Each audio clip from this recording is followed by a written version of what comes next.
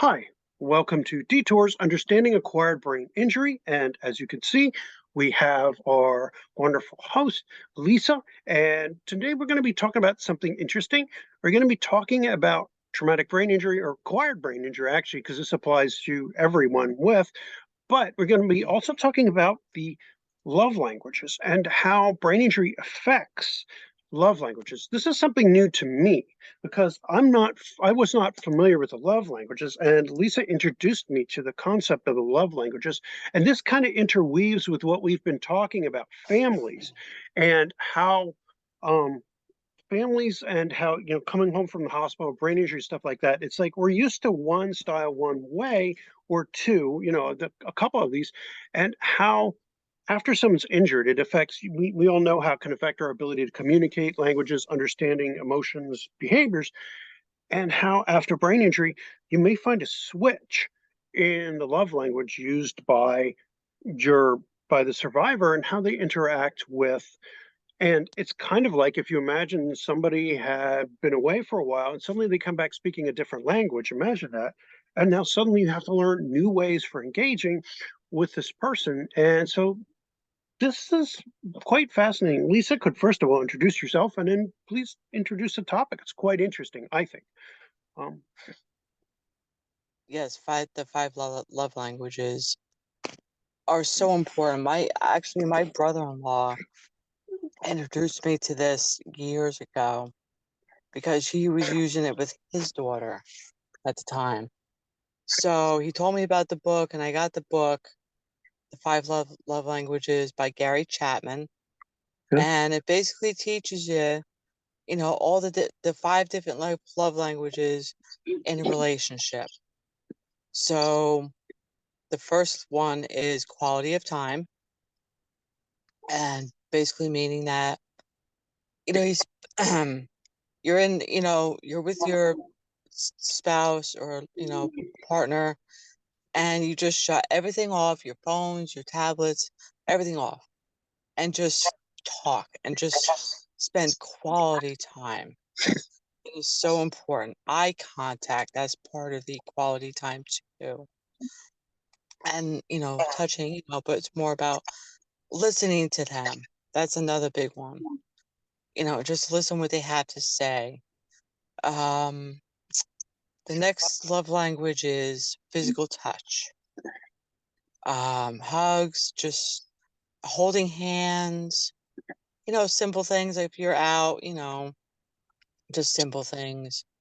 Hugging, just hand holding, just, that kind of stuff, It means a lot to both people, especially if both of the love languages are for each other.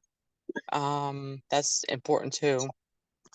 What else do we have? We have acts of service. And acts of service is pretty much, cook, like, say, a nice dinner for for your loved one. Um, Maybe fill the sugar bowl with sugar, if they use it for their coffee, or get the coffee ready for them so they don't have to worry about it if they're getting ready for work. Just simple things. And it means so much to them and to you too because you're doing something, nice for them. The next one is words of affirmation. And boy, I gotta say, a lot of people love that, especially women, I will say. I will say it's like, their significant other appreciates them or says something positive. That is the way we know that we are appreciated. um, I love that one. That's most important to me too.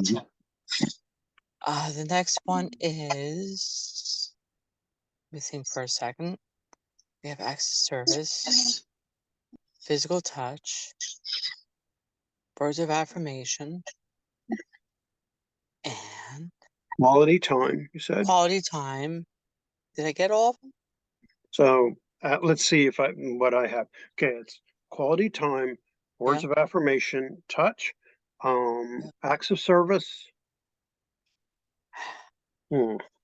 Why am I missing one? Oh my goodness. Uh, Oh my God. Oh no. Oh no. yeah, no, I'm sure it's in there. It's like Oh my gosh. acts of service, quality time, Right. touch. Yeah. Well, we'll think of it as we go along here. Really? Um, yeah. Um, darn it. Oh boy. Well, this is how they Where know you write it's on the notes, fly. where you write notes or to your significant other, and leave them Mm, around um to let them know, you're thinking of them. mm, That's another one too. yeah. Um, oh, Wow. gifts, gifts, Gifts. Thank you. Gifts. gifts. Yes, I got a little help from the peanut gallery. My wife out there was like, Thank gifts. you. That's what it is. Yes. And yeah, And it my doesn't wife was have like, to be gift giving. anything extravagant. It's No, just no, no, no. Like if you make them and stuff. by like say, Gift giving. Yeah. if your spouse goes to the store and they happen to see something that you like and they pick it up for you. You didn't Mhm. ask for it, you Yeah. know? It's just little things. Or like, I said like with the writing things down, on Mhm. little post-it notes, like little things. And it means so Yes. much to them. So yes, those are the five love languages. Mhm. And there's actually quizzes that you could take to see which one is yours or which one is theirs. And it does help to know which one each one has, Mhm. that way you can both bond more. Now, are you supposed to have the same one as your partner, or are No, there ones that are more no, compatible? no, I mean, you could have, like, say, if I had gifts, let's say words of affirmation, Mhm.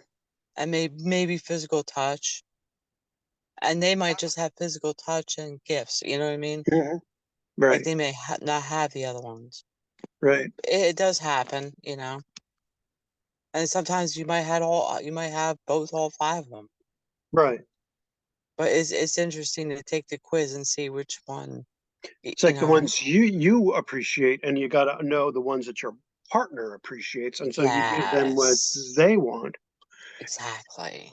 and that leads into like brain injury. Like acquired brain injury. It's like because what you're able to do and what matters is it's just as important. Like what you appreciate more after you're hurt versus and knowing what your partner still likes and appreciates, and it would require you to like understand what matters to your partner and for them to understand, ways you have changed. You may have to give them something differently if you can't talk very well, or if you don't understand abstraction or like things like that. And maybe your partner appreciates, words of affirmation, but if you speak kind of bluntly now, you don't have the filters and things, and you may say things without thinking, maybe, it's like you may have to instead acts of service, yes, or Mhm. physical touch is always a good one. It's like so, or quality time instead.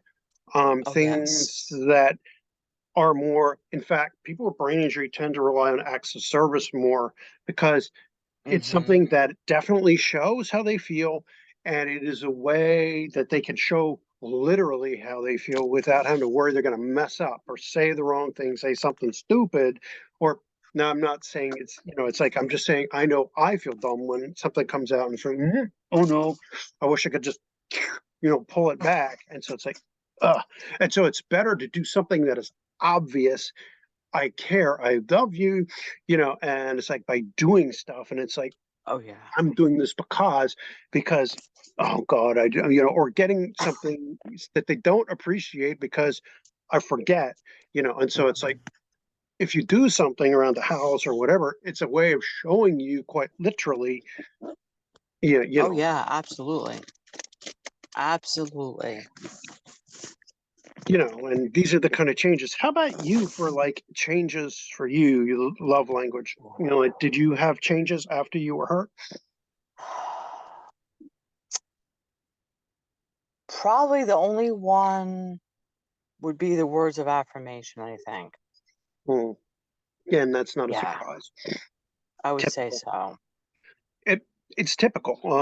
Language changes. It's like that verbal and and it's like also we forget a memory thing. It's like they do something for us, and it's like just and again, because of abstraction and paralinguistics and things like that, and because that requires a lot, like it requires you to think, to notice, to process, and to remember and hold it working memory. So it's easier just to do for that person, or to just hug them or whatever else. It's easier to, Exactly. and to show them because it's a very concrete way of showing.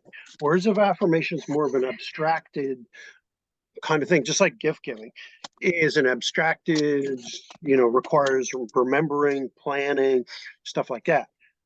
As opposed to just do it right then there, like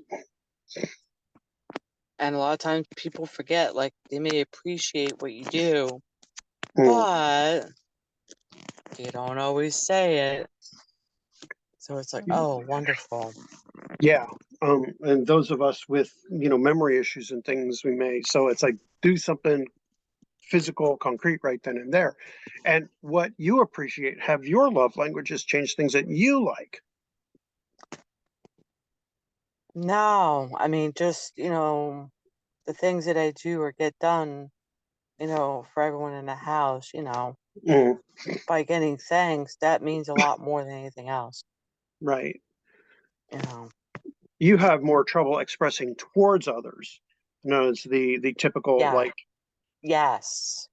Yes, showing indeed. others, and so instead you do acts of service for and Yes. like quality time, stuff like that. Again, the more concrete expressions of your feelings are easier. Um, Yes. Because, I mean, I will honestly forget, about mhm, thanking somebody. mhm, It's very easy to do. right. So it's easier for you just to do something for them to let them Oh, know. yeah, definitely. Or like What? the whole spending quality time. Mhm. Yeah, that means a lot too. And it's important if, talking to viewers, it is important to make sure that you show that that's what you're doing. So you make sure you turn the electronic shit off when you're doing that. If you're going to do that, to show that, it's like put aside, yeah, don't be, like texting or whatever else. If that's your goal, put the crap aside and make sure it's clear that you're doing that, that it's, or that Yes. your focus is just on that person, Yes. whoever it is, whoever you're doing that with or for. Because yeah, I mean that is one way. That is a definite way these days. Because time is the one non-renewable resource we all have. That's the one thing of all other things that yeah. And so that's one of the precious ones, as well as the acts of service and stuff like that. And that for Oh, people yeah. brain injury. How about the difference between spouse versus kids and parents and stuff? Since the differences for the love language is there. Well, to be honest with you, I never read that book because it is just for, the Well, the five loving languages that kids have for kids. what I'm saying is more like how you express the differences between, you and your husband versus you Oh and your boy. kids. Wow. Well, I guess you kind of really have to know, like say if my son doesn't have the love language of physical touch, but he may have the acts of service instead, Mhm. you know, or the words of affirmation. He Mhm. may, have that one. Mhm. So it's important to know that too. And like say with my daughter, yeah, the words of affirmation, yeah, I would say the words of affirmation and quality of time.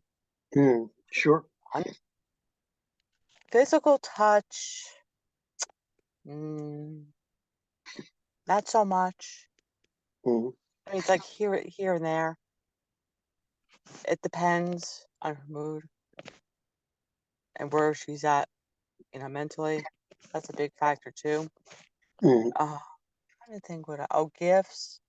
Oh yeah, mm, she's a big one with the gifts. mm, Oh yes. mm. Oh yeah. And like she'll think of me too, and she'll get me something. Like she's at the store. She's at a store with her friend, and she knows, oh yeah, I would like this too. She'll get it. So we kind of Right. both have that. Well, that's Like good. so it does help to know your kids well enough Right. to. I mean, I'm sure a lot of parents do, but but like when you put the whole love languages with it, that's good to know too. Yeah. It does help. And it does help Definitely. depending also how old they are too. Like Right. if they're like teenagers, they could get to know your love languages Mm, and they could, reciprocate the mm, same way. right. And that would be nice. Hmm. With again with brain injury, it's like we're great at knowing what we want. We tend to be a little more self-centered, brain injury, and more selfish, and so it is important to double on making sure we're taking care of the our caretakers. It's really important Yes. because it's easy to fall into that me-centric viewpoint. So it's very important, double important. And this is where like gratitude journals and other things like that are really important to practice focusing on other and making sure we know theirs and what's important to them, and maybe even like what deeds of service or what deeds, what quality time have I spent with my partner, or have I tried, with words of affirmation, have I done these things? Have I tried, whatever love languages they use? Have I tried to show them, because it is important to get us out of me mode, out of that, self focus, put us out, because we need to practice that, because psychosocial problems are the number one thing that leads to loneliness, and the number one thing that leads to isolation and unemployability for people with brain injury. The number one thing is behavioral and psychosocial problems. Number one thing. It's not physical disabilities, it is our own behavior. And things like negative attribution bias, I have a video on that. We're assuming everybody else around us is bad. They're not neutral, but they're bad, and we're the only good one. That is a red flag that says that we are the broken ones. If everybody else seems bad to you and you're the only good one, it's kind of like every family's got a crazy, and if you can't figure out who the crazy person in your family is, it's you. If everybody's bad and you're the only good one, it usually means you're the bad one. The Yeah. others are kind of neutral. It's the same thing, with figuring out love languages and all this other stuff. It's like Hmm. figure out what the other people are looking for, and they need to figure out what you're looking for, and you focus on, it's like, so like this is the kind of things we all need to work on. And so, but I really find this interesting, and so it's like maybe like try the quizzes and stuff like that, find out what everyone Yes. wants, and like keep track of like, have we tried, work collaboratively as a family. It's like, what have we all done together, and it's Hmm. like, how are we all Yes. helping each other out? Yes. Have Absolutely.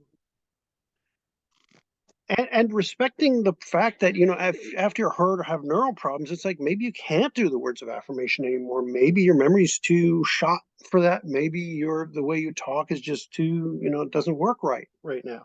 So the quality time, and make sure it's done the right way. Like you're not using that time to futz in your phone, but you're actually spending the time with the person, or making sure that, if it's gifts, make sure that it is something the other person appreciates. It's not for you, Yes.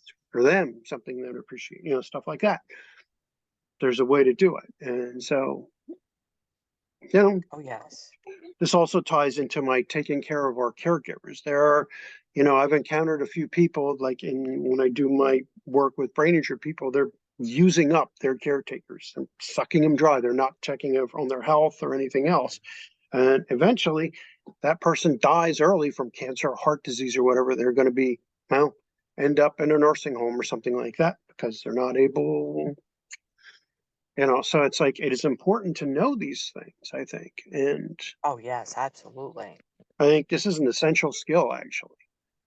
Really. I think what Oh, you yeah. presented is like very fascinating, and I think it's essential. Um, really. Um, Yeah, it'll definitely help, if the loved one is not able to talk or right. whatever the case may be, it'll help, you know. This way they will feel appreciated and vice versa, or they'll know How, what to do. however it's expressed. I mean, like the deeds of service, that's a big one, as well as as well as the quality time, the touch. Touch is Yeah, important too. Hugs and hand holding and stuff like that. If you can't talk and you can't walk very well, maybe holding hands, maybe a hug. yeah, absolutely.